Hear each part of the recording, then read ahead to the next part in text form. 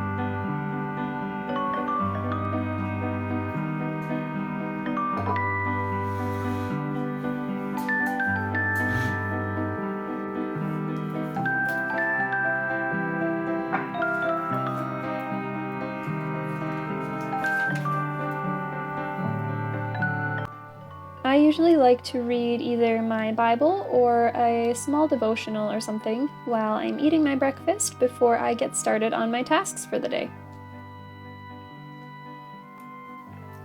Good morning. So the first thing, I can cross something off already.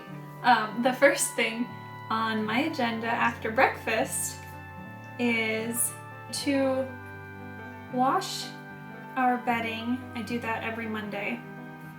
And I'm going to get some bread mixed up.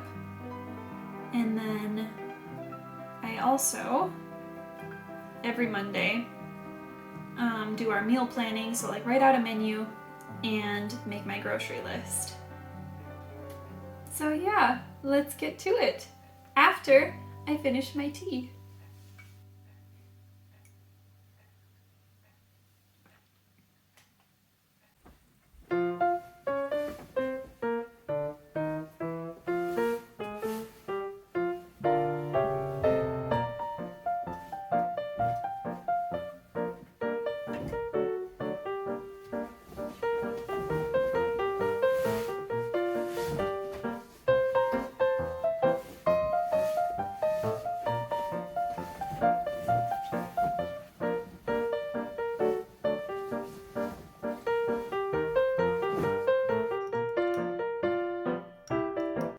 Since sometime last winter, I have been making all of our own bread.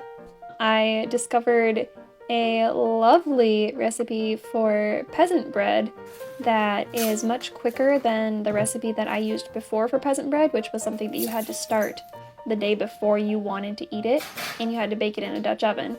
But the recipe that I found is much quicker. It's got a little bit more yeast and sugar in it, so it goes faster, and it's quite tasty and so easy. I then made my weekly menu and grocery list and picked away at a few other chores before lunch.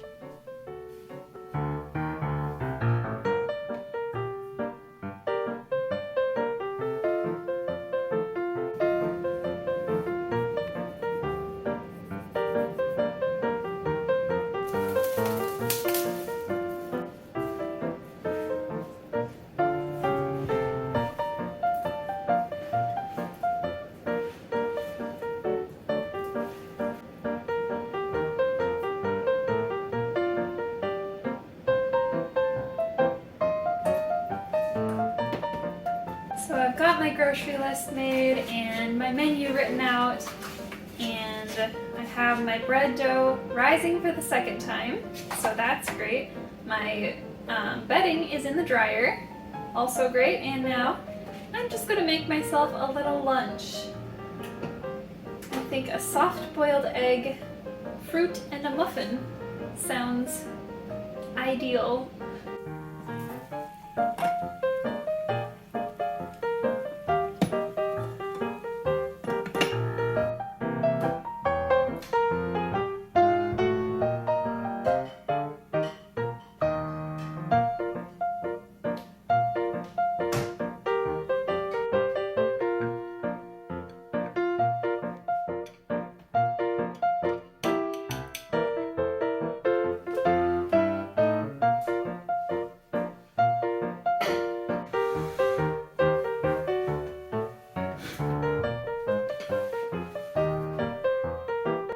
So I've gotten more of my chore type things done at the house, and on a whim I decided to drive out to my grandparents' farm, which is just a few miles away from our house, and see if the rhubarb is ready to be picked.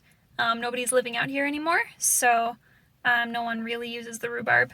I'm not going to take like all of it, but yeah, so we'll see. It would be kind of fun if there is some.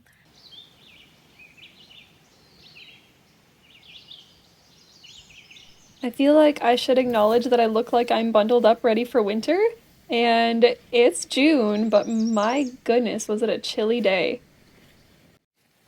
I got to pick a ton of rhubarb, and I didn't even pick half of what was available. And then I collected some very pretty wildflowers from the tree line and took them home to put in a vase.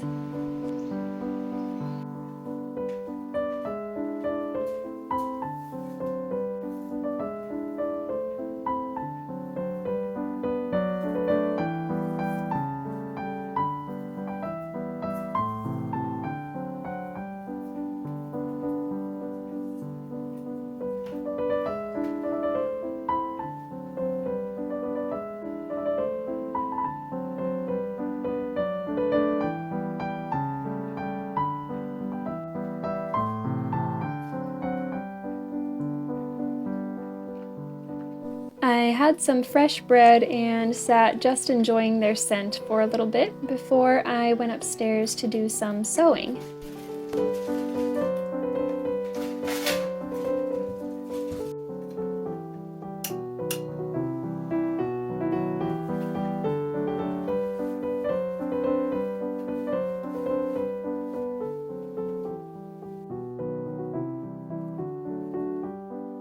The sewing project of the day was a Regency-era gown that I made for Maddie's Millinery and Costumes. They're a small costume company that specializes in historical garments, and they also appear in a few Jane Austen-themed events around the country.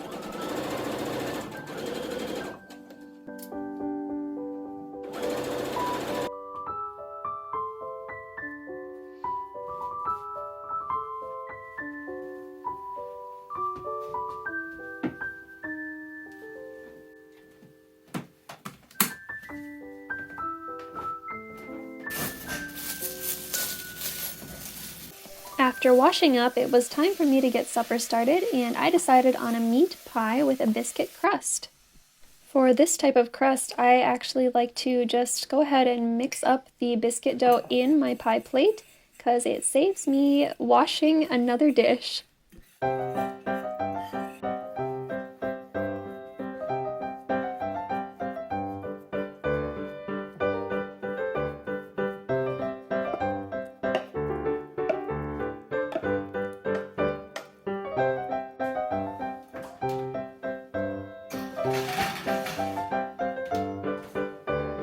And while the meat pie was baking, I spontaneously decided to utilize some of my fresh rhubarb and make us a rhubarb custard pie for dessert.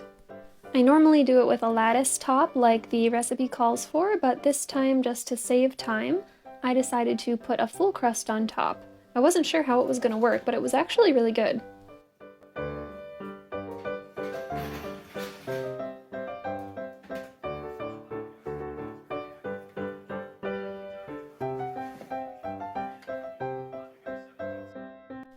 It was a bit of a late supper tonight, so we decided to go ahead and eat in the living room and watch a few episodes of one of our favorite shows while we ate.